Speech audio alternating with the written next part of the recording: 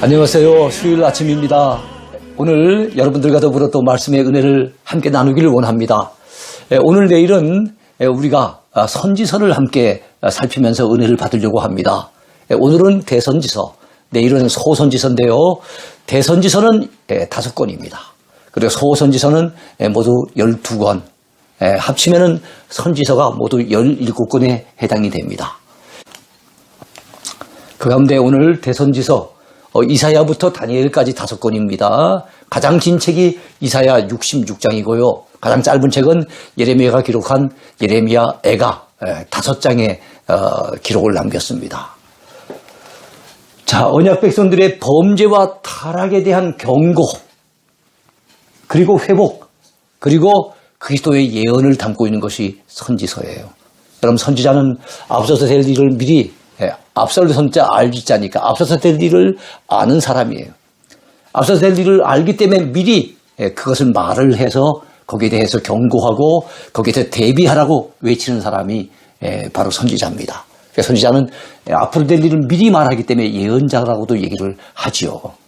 자, 선지자가 앞을 이렇게 내다봤을 때, 여러분, 우리가 먼 산을 바라볼 때 보면 가까운 산도 있고 좀 먼 산도 있고 더 멀리 있는 희미한 산도 있는 것처럼 그들이 하나님께서 보여주셔서 미래 될 일을 갖다 미리 내다봤는데 어떤 건 바로 현재 일어나고 있는 상황에 대해서 언급을 하기도 하고 어떤 건 가까운 미래, 어떤 것은 포로로 끌려갈 당시, 어떨 때는 포로에서 돌아올 당시에 대한 언급, 어떤 내용은 예수 그리스도께서 이 땅에 오셨을 때 바로 그리스도에 대해서 언급하는 내용들이 쭉 있어요.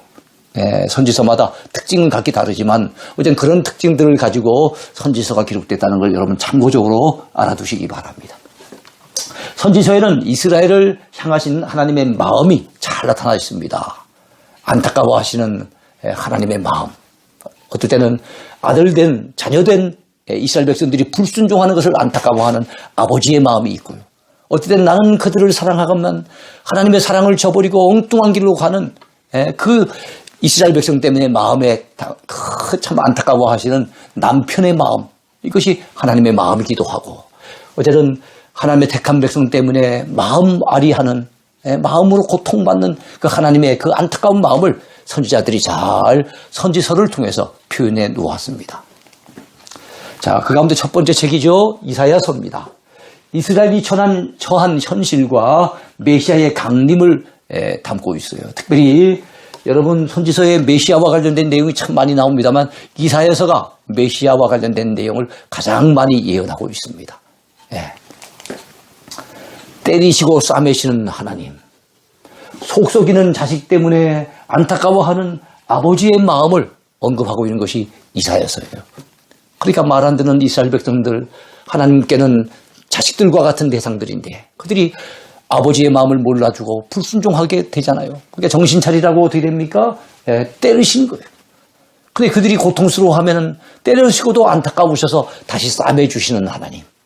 그래서 선지서에는 항상 앞부분은 바로 이스라엘 백성들의 죄에 대해서 지적을 하고 그리고 심판을 경고하고 회개를 촉구하는 내용이 앞부분에 나오고 뒷부분에는 회개하고 돌아왔을 때 하나님이 회복시켜 주실 것에 대한 구원에 대한 약속, 미래에 대한 소망, 이런 것들이 선지서의 뒷부분에 나와 있습니다. 이사야서는 성경의 축소판과도 같아요. 왜 그럴까요? 성경은 66권으로 되어 있잖아요. 근데 이사야서는 66장으로 되어 있습니다. 성경은 구약이 39권이고 신약이 27권이잖아요. 근데 이사야서는 1장부터 39장까지 구약이 39권인 것처럼 39장까지가 구약의 내용처럼 하나님께서 경고하시고 심판을 예고하시고 그들의 죄악을 지적하시는 그런 내용이 나와요. 그런데 신약의 내용은 주로 복음적인 내용이잖아요.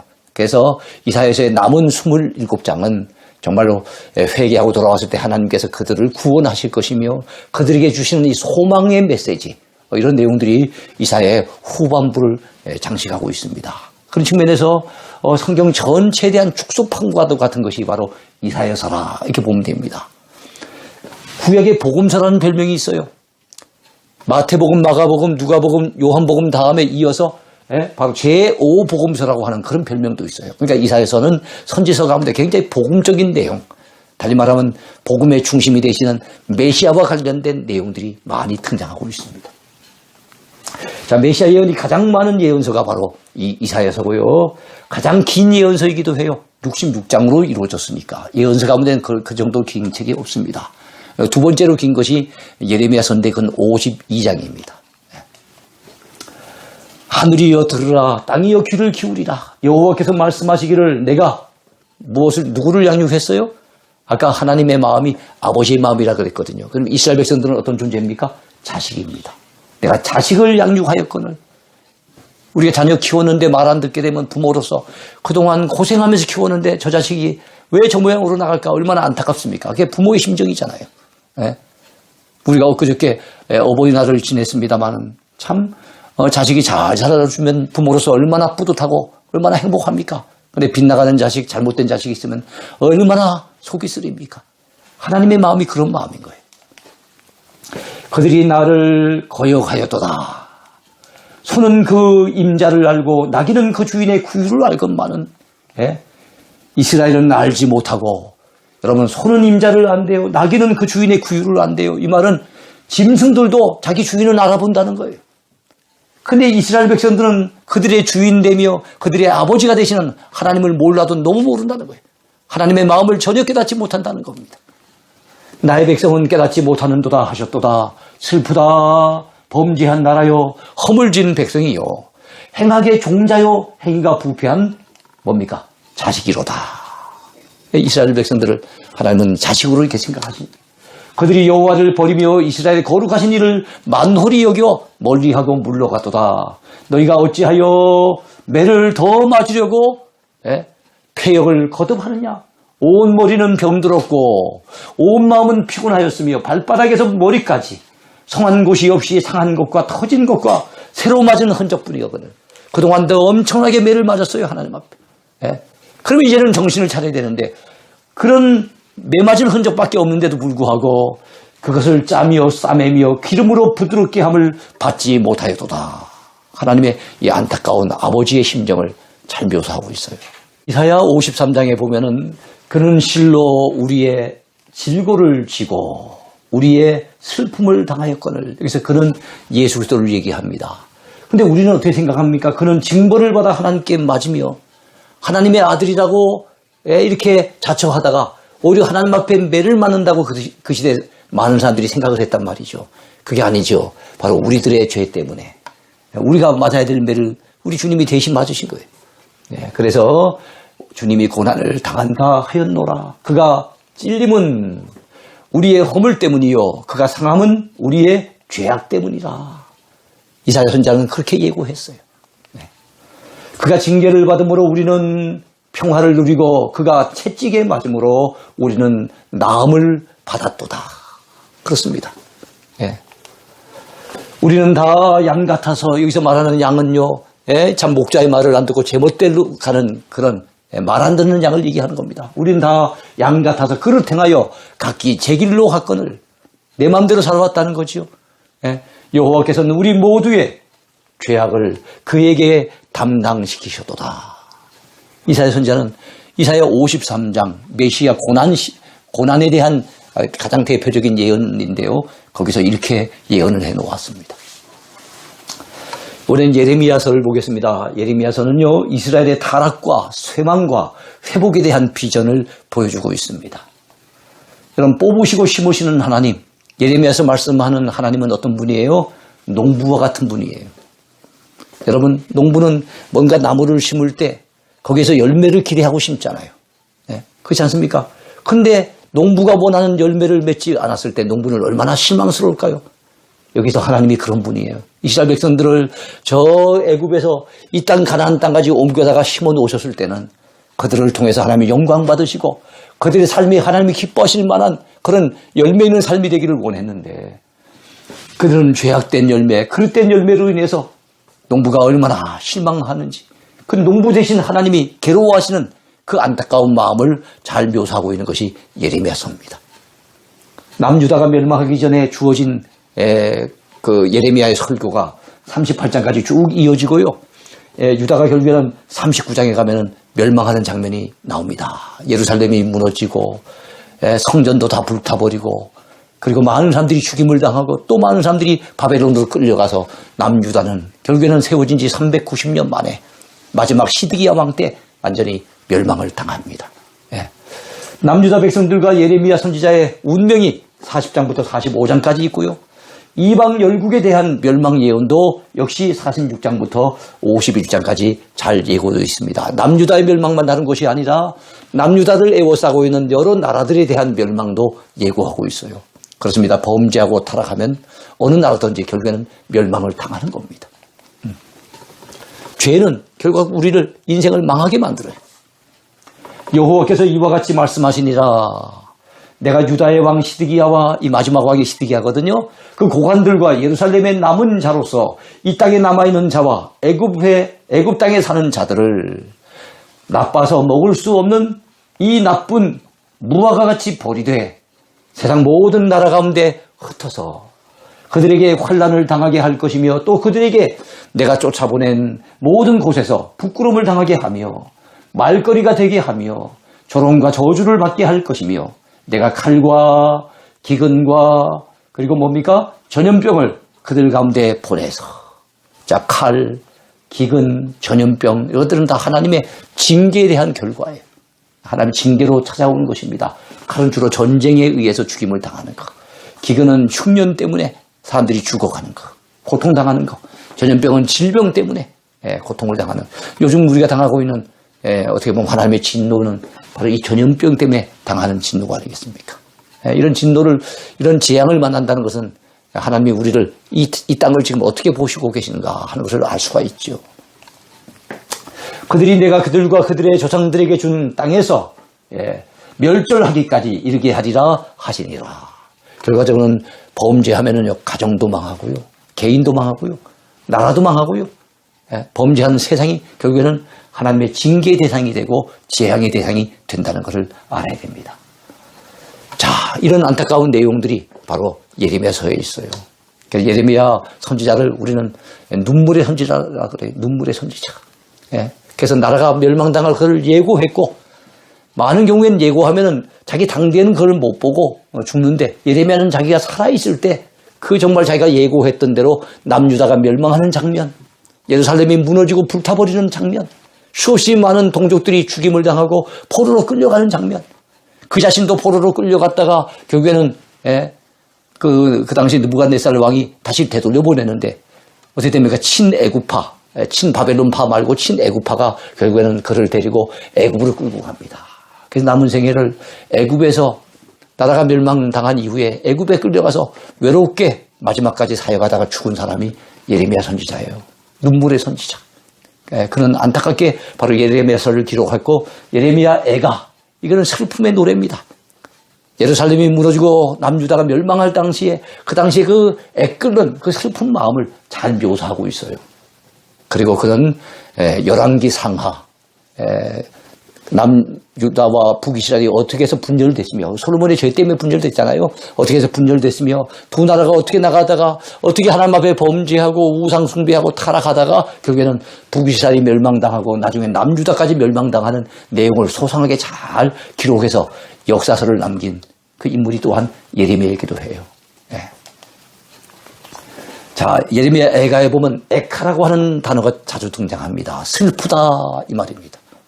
옛날 우리나라 그 조선시대 말기에 일본에 의해서 뭐 나라가 참 넘어가고 할 이 당시에 글들을 가보면은 오호 통제라, 오호 애제라 뭐 이런 표현들이 있잖아요. 거기에 해당되는 유대인식의 방식이 에카입니다. 아, 슬프다 이 말이에요. 이런 말이 자주 등장하는 것이 바로 예레미야 애가입니다. 히브리 알파벳 순으로 되어 있어요. 그래서 여러분 예레미야 그 히브리인들이 갖다가 사용하는 그 알파벳이 22자인데 예레미야 1장은 22절까지 되어 있어요. 2장도 22절까지 되어 있고 3장은 22 곱하기 3을 해서 66절까지 되어 있습니다. 그래서 4장과 5장도 각각 22절 되어 있어요. 그러니까 슬픔의 노래를 하는데 그 형식에 맞춰서 알파벳 순에 맞춰가지고 이렇게 노래를 불렀어요. 그리고 파괴된 성읍이 1장의 주제입니다. 짓밟힌 주님의 그 주민들이 당하는 고통을 2장에서 언급하고 있습니다. 그리고 통곡하는 선지자의 안타까운 마음이 3장에 나오고 바로 예루살렘의 잃어버린 영광, 그것이 바로 4장에 나옵니다. 회개하는 왕국, 회개를 촉구하며 그래서 회개 이후에 하나님의 어떤 회복을 기대하는 내용이 바로 5장에 나와 있어요. 그러니까 예레미야 애가는 슬픔의 노래라는 거, 나라가 멸망당했을 때 기록한 노래라는 거. 그러면서 그 노래 가운데는 그 예루살렘이 무너지고 남유다가 멸망에 대한 안타까움, 그로 말미암아 고통당하는 주민들의 그 참 답답한 부분들도 노래할 뿐만 아니라 그럼에도 불구하고 하나님이 우리를 고생하시게 하심이 본심이 아니시고 우리를 돌이켜서 정말 우리가 정신 차리게 해서 우리가 회개한다면 다시금 이제 회복시켜 주실 것이라고 하는 기대감 가운데 기록한 것이 예레미야 애가입니다. 그가 비록 근심하게 하시나 그의 풍부한 인자심에 따라 긍휼히 여기실 것입니다. 주께서 인생으로 고생하게 하시며 근심하게 하심은 무엇이 아니에요? 본심이 아니시로다. 제가 그래서 선지서와 관련된 설교집을 몇 년 전에 낸 적이 있었는데 그 설교집 제목이 하나님의 본심, 이런 제목입니다. 우리가 스스로 우리의 행위들을 조사하고 여호와께로 뭐 하자고요? 돌아가자. 여호와께로 돌아가자. 여러분, 선지자들이 가장 많이 외친 말씀 중에 하나가 돌아오라, 아니면 돌아가자, 이런 표현이에요. 이게 회개라고 하는 표현이거든요. 회개라고 하는 히브리어 말 가운데 여러분 두 단어가 등장을 합니다. 하나는 슬퍼하다라고 하는 말인데 이게 낙함이라고 하는 말이에요. 또 하나는 돌아가다, 이런 말이에요. 그건 슈브라고 하는 말인데요. 이 낙함과 슈브는 다 회개와 관련해서 사용하는 히브리식 표현입니다. 여러분, 회개가 무엇이겠습니까? 내 죄 때문에 슬퍼하면서 왜 내가 그런 죄를 지었던 거 가슴을 치면서 내 삶의 방향을 하나님께로 돌이키고 내 마음의 방향을 하나님께로 돌이켜서 하나님 품으로 돌아가는 것, 이게 바로 회개가 아니겠습니까? 그런 측면에서 여호와께로 돌아가자. 예레미야 선지자는 그렇게 외쳤어요. 우리의 마음과 손을 아울러 하늘에 계신 하나님께 들자. 여러분, 유대인들은 기도할 때 손을 들고 기도할 때가 많았어요. 손을 들고. 자, 그런데 손을 드는 건 어떻게 보면 하나님 앞에는 항복하는 거죠. 천부여 의지 없어서 손 들고 옵니다. 항복하는 거예요. 우리가 하나님 앞에 항복하면요, 세상을 향해서는 만세를 부를 수 있어요. 하나님 앞에는 항복해야 되지요. 그게 진정한 회개입니다. 하나님, 내 힘으로는 안 됩니다. 제가 제멋대로 내 힘으로 살 것처럼 착각하고 교만해서 잘못 살아봤던 건 용서해 주세요. 그러면서 손 드는 것이 회개예요. 근데 이렇게 회개하면요, 하나님이 은혜 베푸시고 회복시켜 주셔서 세상 가운데는 우리가 만세 손을 들 수가 있다는 거, 우리 기억해야 됩니다. 그래서 우리는 손을 들고 기도해야 되겠지요. 자, 그런데 여러분, 손만 들지 말고 지금 예레미야 선지자는 예레미야 애가를 통해서 손과 마음을 아울러 하나님 앞에 들어야 된다는 거예요. 마음과 손을 아울러 하나님 앞에 들자. 요엘 선지자는 보면요, 너희들 옷을 찢지 말아라. 진정 회개하기를 원한다면 너희들의 옷과 함께 마음을 찢으라, 그 얘기했거든요. 마음을 찢으라. 비슷한 상황이에요. 너희들 손만 들지 말고 정말로 하나님 앞에 잘못 살아온 것을 깨달았다면 마음을 찢으면서, 아니면 마음에 손을 들면서 그렇게 기도하자고 얘기를 하고 있습니다. 주께서 어찌하여 우리를 영원히 잊으시오며 우리를 이같이 오래 버리시나이까. 여호와여, 우리를 주께로 돌이키소서. 그리하시면 우리가 주께로 돌아가겠사오니. 자, 돌아간다는 표현이 참 많이 나오죠. 이게 회개입니다. 우리의 날들을 다시 새롭게 하사 옛적 같게 하옵소서. 참 오늘 우리들의 기도가 돼야 돼요. 우리가 코로나 이전으로 언제나 돌아갈 수 있을까요? 100% 돌아갈 수 있을까요? 참 그러에 대한 여러 가지 고민들이 많은 우리가 아니겠습니까? 이번엔 에스겔입니다. 에스겔은 이스라엘의 패망의 원인과 하나님의 회복에 대한 메시지를 잘 다루고 있습니다. 흩으시고 모으시는 하나님, 이런 주제로 펼쳐지고 있어요. 말 안 듣는 양떼로 인해 진노하는 목자의 마음. 이사야 선지자가 나타내신 하나님의 마음이 아버지의 마음. 말 안 듣는 자식 때문에 당하는 그 마음의 고통을 느끼는 아버지의 마음. 두 번째, 여러분, 예레미야 선지자가 경험했던 하나님의 마음은 어떤 마음입니까? 바로 원하는 열매를 맺지 못해서 하나님이 정말 기대하시는 그 열매가 아닌 악한 열매를 맺음으로 안타까워하며 실망하시는 바로 농부의 마음 아니겠습니까? 이번엔 목자의 마음이에요. 양떼들이 목자의 심정을 알고 목자의 음성을 들고 목자를 잘 따라오면 좋겠는데 그러지 못하는 거예요. 지멋대로 자꾸만 가려고 하는 거예요. 그러니까 목자가 나중에는 여러분 진노하지요. 뭐라고 합니까? 그래 좋다. 너희들 마음대로 한번 너희들 원하는 대로 살아봐라. 그래갖고 뿔뿔이 흩어놓습니다. 어디로 흩는 거예요? 북이스라엘은 아수르로 흩어집니다. 남유다는 바벨론으로 흩어집니다. 한때 하나님의 백성이라고 하는 그들이 뿔뿔이 흩어져요. 그곳에는 뭐들이 있습니까?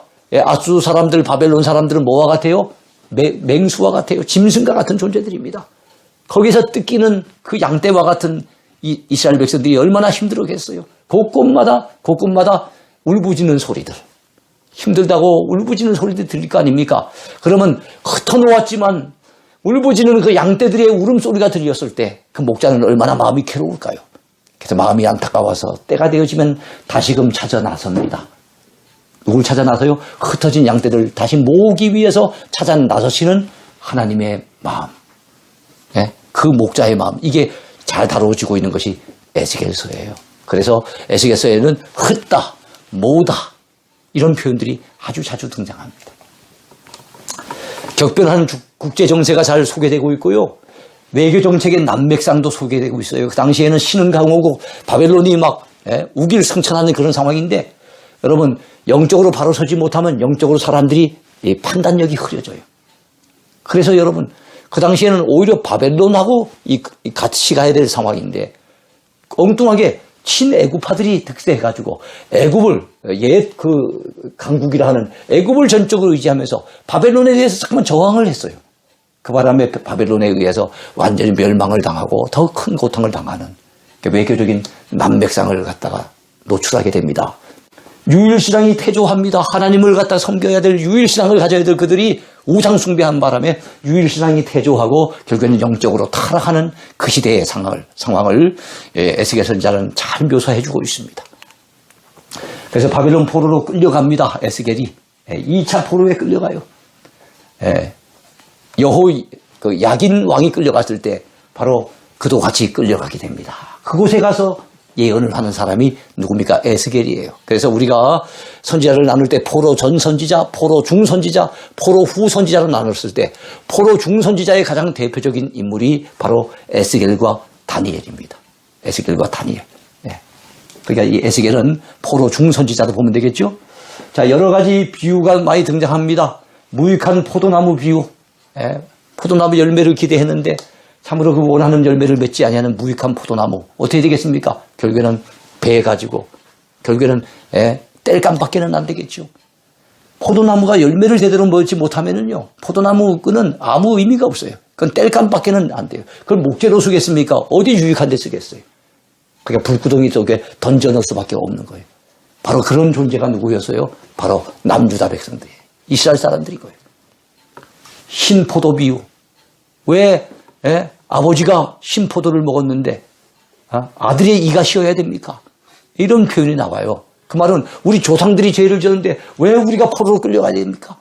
이렇게 그 당시에 자기들은 죄가 없는 것처럼 억울해하는 이런 사람들이 그 당시에 있었다는 거예요. 아니라는 거예요. 조상들도 죄를 지었지만 그 당시 사람들, 포로로 끌려가던 그 당시 사람들도 역시 하나님 앞에 범죄하고 타락했다는 그들의 죄를 지적하는 비유가 흰 포도 비유예요. 오홀라와 오홀리바의 비유. 이것은 바로 언니와 동생인데요. 바로 사마리아와 예루살렘이 다 타락하고 범죄했다는 거예요. 두 자매가 다 음란해서 다 범죄하더라는 거예요. 이 말은 북이스라엘만 범죄하고 타락한 것이 아니라 남유다도 똑같다는 거예요. 북이스라엘의 수도가 어디입니까? 사마리아 아니겠습니까? 그리고 남유다의 수도가 어디겠습니까? 예루살렘이죠. 그것을 오홀라와 오홀리바라고 하는 자매는 둘 다 음란해서 결과적으로는 어떻게 심판을 당하게 되는데 그것은 북이스라엘뿐만 아니라 남유다도 똑같다는 이런 의미를 담고 있는 비유예요. 녹슨 가마의 비유. 여러분 가마가 녹이 있으면 어떻게 됩니까? 녹을 벗겨내야 되겠죠. 녹을 벗겨내는 가장 좋은 방법은 불을 떼는 거예요. 불을 떼면 녹이 벗겨져요. 마찬가지로 여러분 이 죄악의 녹이 설었어요. 이스라엘 백성들이 죄악의 녹이 설면은 어떻게 해야만 그 죄악의 녹이 사라질까요? 하나님 앞에 심판을 당하고 매를 맞고 쉽게 말해서 연단을 받아야만 불같은 연단을 받아야만 그제서야 그 죄악으로부터 벗어날 수 있다는 것을 의미하는 게 녹슨 가마의 비유. 이런 것들이 그 당시에 시대적인 상황, 그 당시에 이스라엘 백성들이 영적인 상황에 딱 맞는 그런 비유들이 에스겔서에 쭉 소개가 되고 있습니다. 그런 정도는 말하기를 주 여호와의 말씀에 내가 비록 그들을 멀리 이방인 가운데로 쫓아내어 여러 나라에 뭐 한다고요? 흩었으나. 자, 에스겔서는 흩는다는 표현과 모은다는 표현이 많이 나온다 그랬어요. 그들이 도달한 나라들에서 내가 잠깐 그들에게 성소가 되리라 하셨다 하고, 너는 또 말하기를 주 여호와의 말씀에 내가 너희를 만민 가운데서 모으며 너희를 흩은 여러 나라 가운데서 모아내고 이스라엘 땅을 너희에게 주리라 하셨다 하라. 언제나 선지서는 앞부분은 그들의 죄를 지적하는 내용, 그리고 심판을 경고하는 내용, 그런 내용이잖아요. 또는 회개를 촉구하는 내용. 근데 그 뒷부분은 어떻습니까? 회개하기만 하면 하나님이 때가 되면 다시 회복시켜 주시고 다시 구원해 주시는 그런 소망의 메시지가 있잖아요. 그 흩었던 백성들을 때가 되면 하나님이 다시금 모아서 어디로요? 바로 이스라엘 땅을 너희에게 다시금 주겠다라고 하는 그런 약속이 있습니다. 그들이 그리로 가서 그 가운데 모든 미운 물건과 모든 가증한 것을 제거하여 버릴지라. 이제 이스라엘에 돌아오면 그 가증한 것들, 우상 것들 다 제거해 버린다는 거예요. 매를 맞았던 이젠 정신을 바짝 차리고 이제 하나님만 찾는다는 거죠. 그러면 내가, 즉 하나님께서 그들에게 돌아온 이스라엘 백성들에게 한 마음을 주고 그 속에 뭘 주십니까? 새 영을 주신대요. 새 영. 새 영을 주시고 그 몸에서 돌 같은 마음, 굳은 마음, 하나님 앞에 단단하고 완악한 마음 다 제거해버리고 살처럼 부드러운 마음. 여러분 살 보면은 부드럽잖아요. 그 부드러운 마음을 주신다는 거예요. 온유한 마음, 하나님 말씀이면 아멘 하고 순종하는 이런 마음을 주신다는 거예요. 매를 맞고 나니 포로로 끌려가서 이곳저곳에 흩어져서 한참 고난을 겪고 나니 그제서야 이제 연단 받아서 그렇게 된다는 것을 말씀하고 있는 겁니다. 내 규례를 지켜 행하게 하리니 그들은 내 백성이 되고 나는 그들의 하나님이 되리라. 그러니까 에스겔서도 뒤에 가면 결과적으로는 이스라엘 백성들이 이렇게 회복하실 것에 대한 비전을 소개하고 있습니다. 마지막 오늘 5번째 책입니다. 다니엘. 대선지서의 마지막 책이죠. 이스라엘의 포로 생활과 역사의 주권자이신 하나님에 대해서 언급하고 있어요. 역사의 주권자가 누구 하면 하나님이에요. 세계사는 누구의 뜻에 의해서 펼쳐서 나갑니까? 하나님의 뜻과 섭리에 의해서 펼쳐서 나가는 거예요. 그 이스라엘 백성들이 포로 생활한 것도 누구의 뜻에 의해 된 겁니까? 그들이 범죄하고 타락하니까 하나님이 그를 깨우치시려고 정신 차리게 하시려고 하나님의 뜻에 의해서 주권에 의해서 이루어진 거예요. 그렇다면 여러분 지금 코로나 상황을 우리가 만난 것도 누구의 뜻입니까? 하나님의 뜻이죠. 여러분 우리 예수님께서는 참새 한 마리도 하나님 뜻이 아니라면 땅바닥에 떨어지는 일이 없다고 그랬어요. 그런데 전 세계적으로 이런 팬데믹 상황을 우리가 만난 것이 하나님의 뜻과는 아무 상관없이 왔겠습니까? 왜 그러면 이런 참 어려움을 우리에게 허락하셨을까요? 예수 안 믿는 사람들이야 정신 못 차리겠지만 적어도 믿는 우리들만이라도 회개하고 마음을 돌이키고 이제는 세속으로 막 기울어졌던 우리 마음, 하나님 앞에 교만했던 우리의 마음, 세상 물질을 의지했던 우리의 마음, 자식을 우상시했던 우리의 마음, 이런 마음들 돌이키라고 우리 하나님이 주신 경고의 메시지가 아니겠는가. 우리 이렇게 받아들여야 되는 거예요. 그러니까 이게 참 빨리 이게 사라지고 빨리 원상복구 했으면 이런 바램만 가지고 있지 말고 그걸 원한다면 진짜 하나님이 이거를 주신 의도와 목적을 우리가 알아야 되니까 우리가 지금은 하나님을 찾고 회개하고 우리 마음과 삶을 돌이키는 것이 참 중요하지 않겠는가. 분명히 이렇게 생각합니다. 자, 우리 하나님은 멸하시고 세우시는 하나님이에요. 그래서 바로 이 다니엘서에 만나는 하나님은 건축자예요, 건축자. 건물이 마음에 안 들면 허물어버리실 분이 누구예요? 하나님이세요. 그걸 다시 세우시는 분도 누구십니까? 하나님이세요. 나라가 잘못된 길로 가면 나라를 멸하시는 분이 누굽니까? 하나님이세요. 나라를 다시 세우시는 분이 누구십니까? 하나님이신 거예요. 그래서 잘못된 것을 무너뜨리고 자신의 주권대로 다시 세우려고 하는 건축자의 마음이 다니엘서에 나타나 있는 우리 하나님의 마음이라는 거 아셔야 됩니다. 예. 다니엘과 세 친구의 믿음을 통해서 우리는 뭘 느낄 수 있습니까? 아하, 우리 하나님은 이스라엘 땅에서만 역사하시는 하나님이 아닌 거예요. 그들이 범죄했기 때문에 저 바벨론 포로를 끌려가게 하셨지만 그곳에서라도 하나님을 믿고 의지하는 사람은 바벨론에서도 강력하게 하나님이 능력의 손길을 펼쳐서 사자굴 속에서도 건져내시고 풀무불 속에서도 건져내시는 하나님, 살아계신 전능하신 하나님인 것을 여러분 다니엘서는 잘 보여주고 있어요.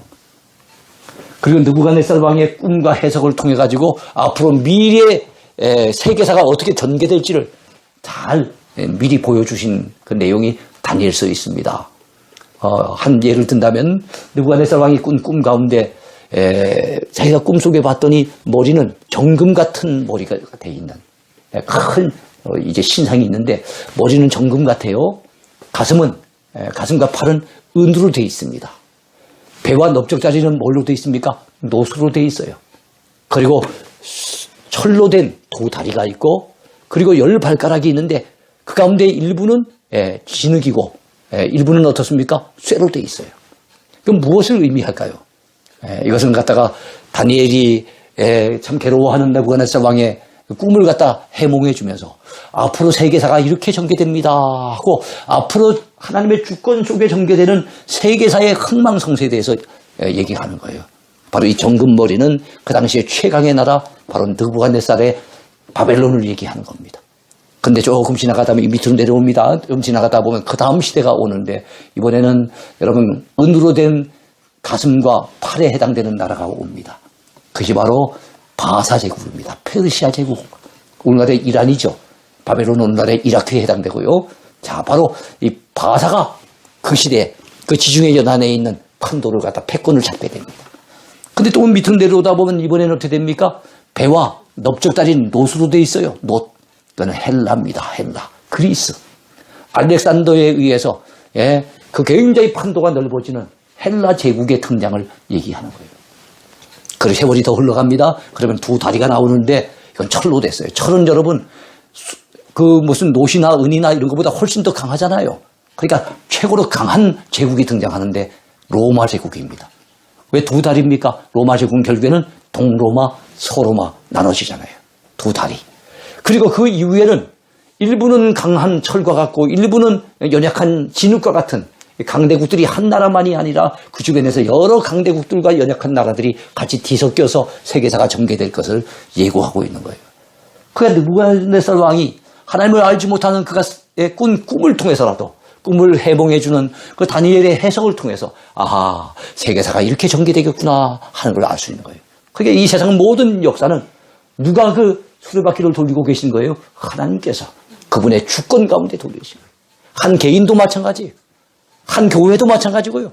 한 나라 그리고 온 세계가 다 하나님의 손 안에 있다는 걸 우리는 믿어야 될 줄로 압니다. 이 여러 왕들의 시대에 하늘의 하나님이 한 나라를 세우시리니 이것은 영원히 망하지도 아니할 것이요. 그 국권이 다른 백성에게도 돌아가지도 아니할 것이요. 자, 영원히 망하지도 않는 나라를 세우시는데요. 다른 나라는 아까도 봤지만은 다 흥망성쇠를 거듭해 가잖아요. 한때 강했던 나라가 결국에는 넘어져 버리고 또 다른 강자들이 나타나잖아요. 근데 여러분, 영원히 망하지 않는 나라가 나타난대요. 국권이 다른 백성에게 돌아가지 않는 그 나라, 어떤 나라입니까? 하나님의 나라. 예수 그리스도에 의해서 세워지는 나라. 바로 그 나라가 영원히 망하지 않는 그 나라가 올 것을 예고하고 있는 바로 다니엘의 예언입니다. 도리어 이 모든 나라를 쳐서 멸망시키고 영원히 설 나라, 그 나라가 바로 하나님의 나라입니다.